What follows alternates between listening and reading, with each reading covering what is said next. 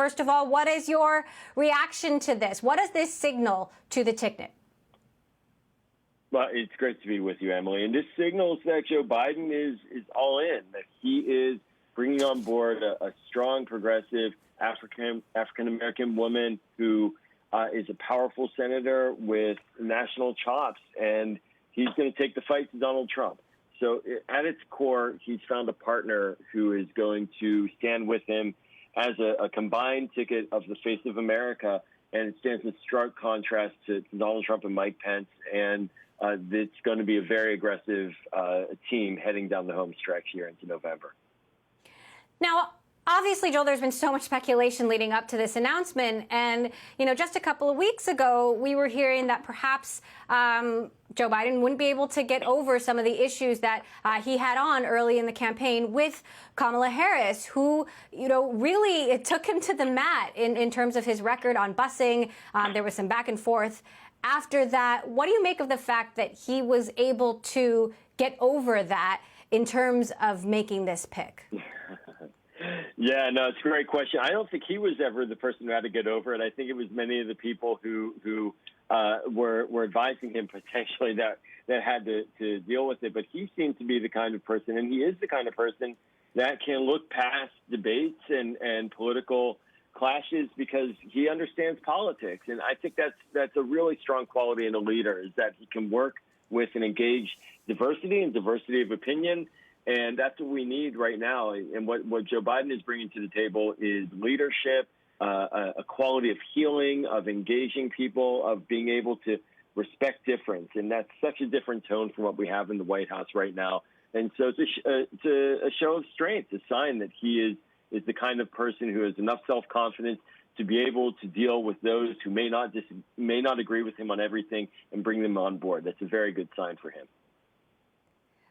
We're hearing that Senator Harris is scheduled to speak in Delaware tomorrow. Vice President Biden made the announcement on Twitter, which speaks to the power that these platforms will have, especially in a remote campaign.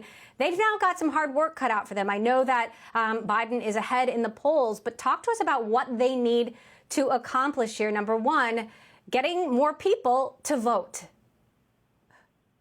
Right. With 3 months to go, this really is, and the convention will be next week. And then after that, it's the final sprint. It's the get out the vote moment where Vice President Biden and Kamala Harris are going to be leading the charge.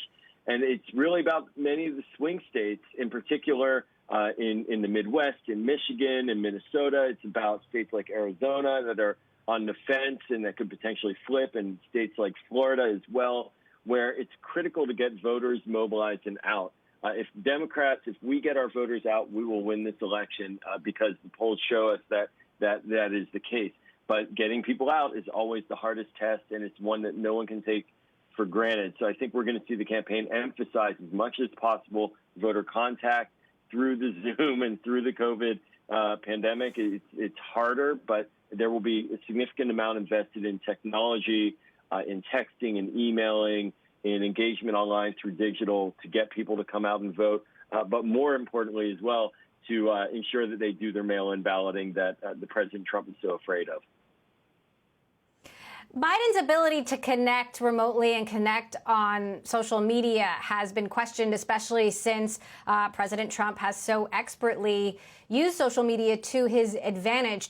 Obviously, Senator Harris is a much younger candidate. Do you think that bringing her on to the ticket will improve the way that the campaign uses and connects on some of these digital channels?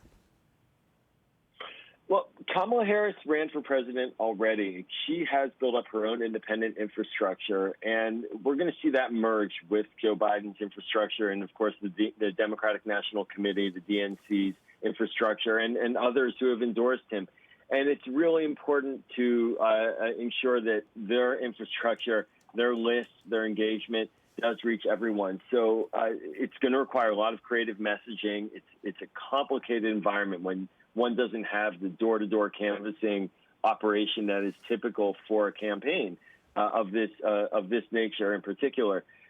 So we're going to have to see a lot of creative ads, a lot of direct messaging, a lot of online fora that do highlight the candidates. But I think the one benefit that we have here now with Senator Harris is she is a national figure in and of herself.